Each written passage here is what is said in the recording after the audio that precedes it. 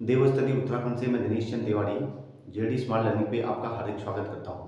दोस्तों, आपको विदित है कि मैथमेटिक्स की हमने एक सीरीज शुरू की है कक्षा 10वीं के हिंदी मीडियम के विद्यार्थियों के लिए, जिसमें हमने अपने 2 चैप्टर्स को कंप्लीट कर लिया है और आज हम अपने तीसरे चैप्टर को पढ़ रहे हैं, 2 चरों वाले रैखिक समीकरण युग्म। इस सीरीज का उद्देश्य उन विद्यार्थियों को एक क्विक रिवीजन देना है जिनके बोर्ड एग्जाम बहुत नज़दीक हैं। तो यहाँ पर जो भी क्वेश्चन आपके सामने आ रहे हैं वो प्रीवियस में पूछे गए बोर्ड एग्जाम के सवाल हैं और मुख्य उन बिंदुओं से हैं जहाँ जो सवाल दिए गए तो वही बिंदु यहाँ डिफाइन भी किए जा रहे हैं। तो चलिए आइए आज शुरुआत करते हैं अपने एक नए अध्याय की, जिसका नाम है 2 चर वाले रैखिक समीकरण युग्म या 2 चरों वाले रैखिक समीकरण युग्म।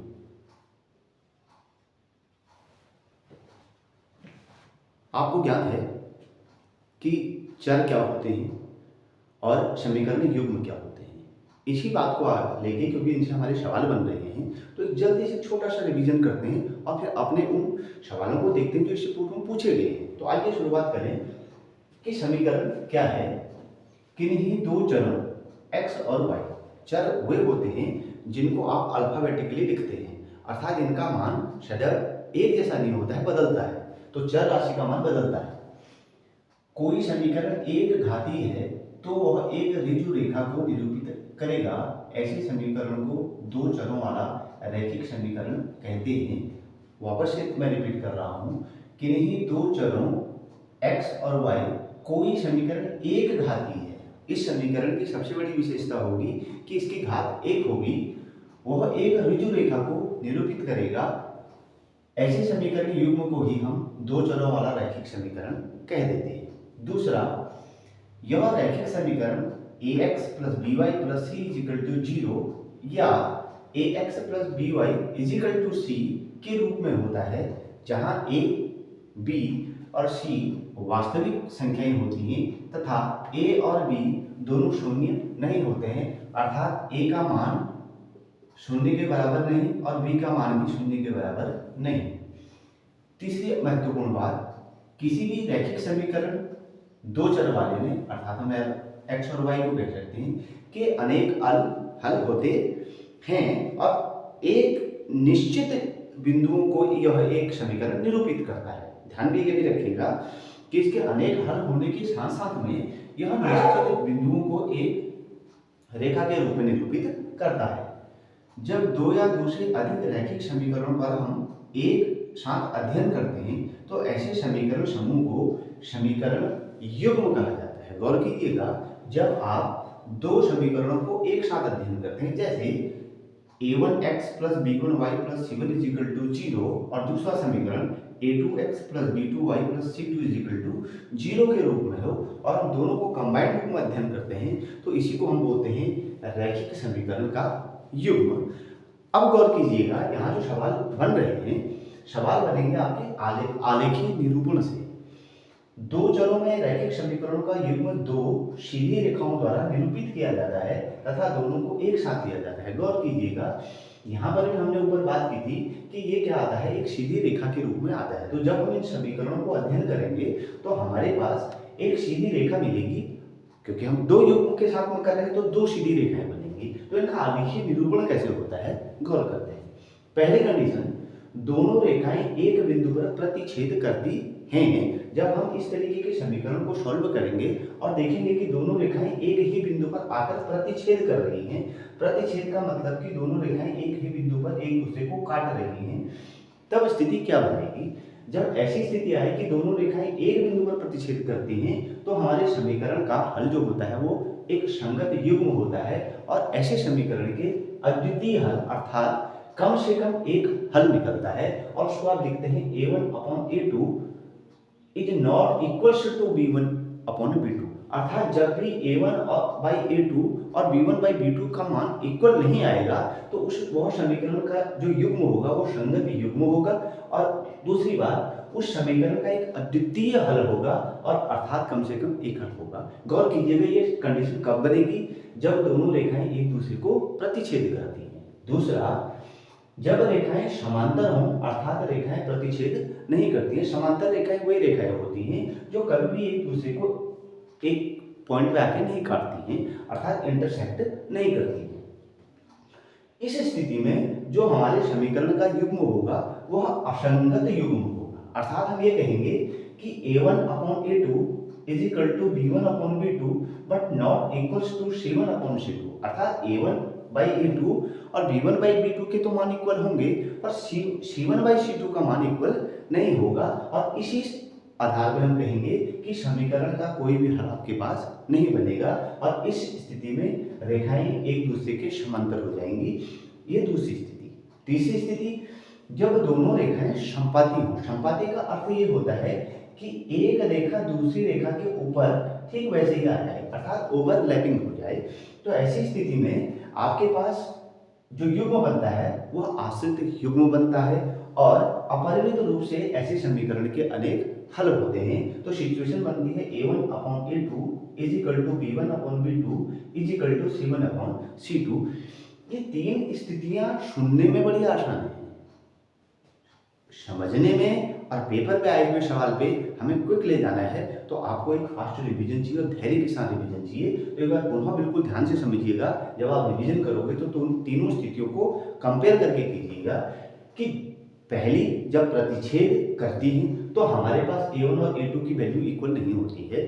सवाल कैसे भी पूछ सकता है, ऑप्शनल सवाल है, बहुविकल्पी सवाल पूछ लिया कि a1 by a2 equal not equal to b1 by b2, तब समीकरण का युग्म कैसा होगा, संगत होगा, असंगत होगा, आश्रित होगा या सभी होगा या कुछ भी नहीं होगा। तो चार विकल्पों में से कुछ भी बनाया जा सकता है। सवाल ऐसे बनाया जा सकता है कि जब दोनों रेखाएं प्रतिच्छेदित करती हैं तो समीकरण के हल होते हैं, अद्वितीय हल होते हैं, कोई हल नहीं होता है, अपरिमित रूप से अनेक हल होते हैं। तो सवाल को कहीं से भी वो बनाएं, अगर हमारे पास क्लियरिटी है, पॉइंट्स क्लियर हैं, तो सवाल बन जाएंगे। चलिए हमने देखा यहाँ तक का जो बिंदु थे। अब इन बिंदुओं से आए हुए सवालों को देखते हैं कि ये बिंदु सवाल क्या देते हैं हमारे बोर्ड एग्जाम में। आइए पहला सवाल समझते हैं। रैखिक समीकरणों y is equal to x और x इज इक्वल टू 4 द्वारा निरूपित रेखाएं P पर प्रतिच्छेदी हैं, बिंदु P के निर्देशांक हैं। वर्ष 2023 में पूछा गया सवाल, बहुत दूर का सवाल नहीं है, बिल्कुल पास का सवाल है। वापस से देखिएगा, उन्होंने ये कहा कि समीकरण में y is equal to x, ये हमारे को दिया गया है y is equal to x की लाइन, और दूसरा उन्होंने बोला कि x इज इक्वल टू 4 और x की वैल्यू हमारे को दी गई है 4। बोला है कि ये दोनों एक दूसरे पर P पर प्रतिच्छेद कर रहे हैं। देखिए लिखा है रेखाएं P पर प्रतिच्छेदी हैं, तो ये बिंदु P है। यहाँ पर अगर ये प्रतिच्छेदी कर रही हैं तो पूछा गया कि P के निर्देशांक क्या होंगे। ऑप्शन ए 4,0, दूसरा बी 4,4, सी 0,4 और डी -4,4। आपने इन चारों विकल्पों को ध्यान से समझना है। और सवाल में गिवन क्या दिया गया, ये दिया गया है y is equal to x, तो x is equal to y भी होगा। सिंपल बात है भाई, अगर y is equal to x को लिख दिया जा रहा है तो x is equal to y भी है, करेक्ट है। और यहाँ पर दे दिया उन्होंने कि x बराबर 4 है, तो इसका मतलब ये y की वैल्यू भी कितनी आनी चाहिए, 4 ही आएगी। तो इसके निर्देशांक कितने हो जाएंगे, 4,4, और निर्देशांक हमेशा पहले लिखा जाता है x का निर्देशांक, फिर कॉमा करके फिर y x का निर्देशांक, और उसको ब्रैकेट में क्लोज कर देते हैं। तो ये है अपना आंसर बी 4,4। देखिए y बराबर x तो x बराबर y, इट मींस 4, p के निर्देशांक कितने हो जाएंगे 4,4। इस तरीके के सवाल आपसे पूछे जाएंगे। दूसरा सवाल देखिए, यदि समीकरण 6x - 3y + 10 बराबर 0 और kx - y - 9 = 0 द्वारा निरूपित रेखाएं समांतर हों तो k का मान होगा। अब हमें ध्यान देना है कि समांतर की स्थिति क्या होती है। समांतर की स्थिति वही होती है जब रेखाएं प्रतिच्छेदी नहीं होती हैं, और इस कंडीशन में हम समीकरण को इस रूप में लिखते हैं a1 upon a2 is equal to b1 by b2 but not equal to c1 by c2। अर्थात हमें a1 और b1 के मान और a2 और b2 के मान इक्वल मिल जाना चाहिए। ये जो समीकरण दिया गया है 6x - 3y + 10 = 0, ये जो बेसिक समीकरण हमने यहाँ लिखा है इसी के साथ आप इसको कंपेयर करते हैं। तो आगे जो पहला लिखा गया पॉइंट है 6x, इसको बोलेंगे आप a1, इसको आप लिख देंगे a1 = 6। सेकंड हमारे पास देखिए आया है b1, तो b1 की जगह पर हम लिख देंगे -3, और हमारे पास आया है c1, तो c1 की जगह पर हमारे पास समीकरण में आया है 10, तो हम c1 = लिख देते हैं 10, और ऐसे ही कंपेयर कर रहे थे सेकंड समीकरण को। यहाँ पर लिखा हमारे पास देखिएगा a2x, x की जगह पर हमारे पास यानी a2 की वैल्यू है k, A2 is equal to के। B2 और y की जगह पर हमारे पास कोफिशिएंट इसके आगे कुछ भी नहीं है तो हम 1 लेके चलेंगे क्योंकि एक ही होता है। तो B1 की जगह पर हो जाएगा -1 और C1 की जगह पर हमारे पास है -9। अब इसको यहाँ तुलनात्मक अध्ययन करेंगे A1 बाई A2, तो हम लिखेंगे 6 अपॉन k, सीधी बात। दूसरा उन्होंने बोला कि B1 बाई B2, तो B1 बाई B2 का हमारे पास -3 बाई -1, तो -3 और -1 को आपस में कैंसिल करा दीजिए, माइनस माइनस खत्म हो गए हैं। ये बचा आपके पास 6 upon k is equal to 3/1 is equal to not equal to 10/9। हाँ नहीं होगा, क्रॉस मल्टीप्लाई करा दीजिए तो 3k इज इक्वल टू हो गया 6, तो k की वैल्यू कितनी आ गई 3 2 जा 6, k की वैल्यू आ गई आपके पास 2। रख के देख लीजिए, प्रूव करने के लिए मैं 6 बट्टा k का मान आ रखा है 2 तो 2 रख लेता हूँ और बराबर 3/1, 2 1 2 2 3 6, 3/1 is equal to 3/1, a1 by a2 equal b1 by b2। क्या प्रूव हो गया? यस प्रूव हो गया। तो हम कहेंगे कि हमारे समीकरण का हल ये निकल के आया है, k का मान आया हमारे पास 2। छोटे छोटे सवाल बिल्कुल टॉपिक से रिलेटेड सवाल होते हैं, बहुत बाहर से नहीं पूछते हैं, बस आप गौर कीजिएगा, कॉन्सेप्ट को क्लियर रखिए, सवाल क्लियर। आइए नेक्स्ट सवाल देख सकते हैं, क्वेश्चन नंबर 30। यदि समीकरण युग्म 3x minus y plus 8 is equal to 0 और 6x minus ry plus 16 is equal to 0 द्वारा निरूपित रेखाएं समपाती हों तो r का मान क्या होगा? आप पुनः याद करेंगे, रिकॉल करेंगे कि समपाती की कंडीशन कब होती है? समपाती वो होती है जब ओवरलैप कर जाती है, यानी एक के ऊपर एग्जैक्ट दूसरी चीज आ जाएगी। और इस सिचुएशन में a1 upon a2 b1 by b2 c1 by c2 की वैल्यू इक्वल हो जाती है। तो कंपेयर करते हैं इसी समीकरण को 3x माइनस वाई प्लस 8, तो 3x की जगह पर अगर हम देखेंगे तो a1 की वैल्यू पुनः हमारे पास 3 है, b1 की जगह पर हम -1 लेंगे क्योंकि माइनस का y दे रखा है, और c1 की जगह पर हम 8 ले लेंगे। ऐसे ही कंपेयर करेंगे a2 के साथ में, तो a2 की जगह पर x आ गया, a2 की जगह पर आ गया 6, y की जगह पर उन्होंने r दे दिया है तो b2 की जगह पर -r आ जाएगा और c2 की जगह पर आपके पास 16 आ जाएगा। कंपेयर कर दीजिए, हम लिखते हैं 3/6 तो 1/2 हो गया।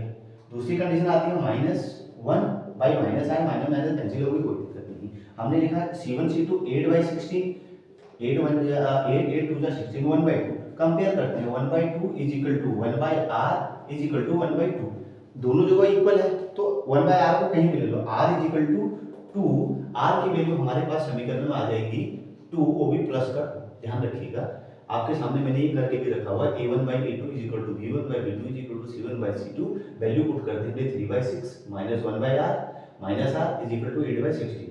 इसको सॉल्व कर लिया तो 3 1 जा 3, 3 2 जा 6 is equal to minus minus cancel हो गए, 8 1 जा 8, 8 2 जा 16, 1/2 is equal to 1/r, cross multiply करा दीजिए, r इज इक्वल टू हो जाएगा 2, और मैंने आपके सामने यहाँ पे करके भी दिखाया और आपको आता है, कुछ ऐसा बात ही नहीं कि तुम्हें नहीं आता है।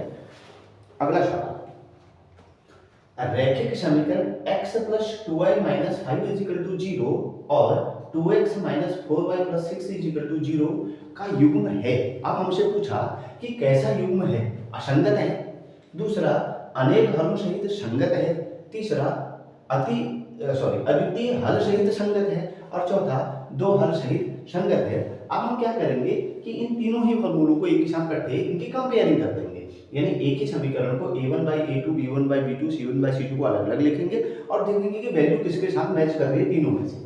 तो हमने गौर किया a1 बाई a2, देखिएगा यहाँ पर x का कोफिशिएंट कुछ नहीं है तो 1 लेके चलिएगा हमेशा, तो ये हो जाएगा 1/2 इज इक्वल टू, ये 2 है प्लस का और ये 4 है माइनस का, तो 2 बाई -4, 2 1 जा 2 और 2 2 जा 4, तो -1/2 आएगा।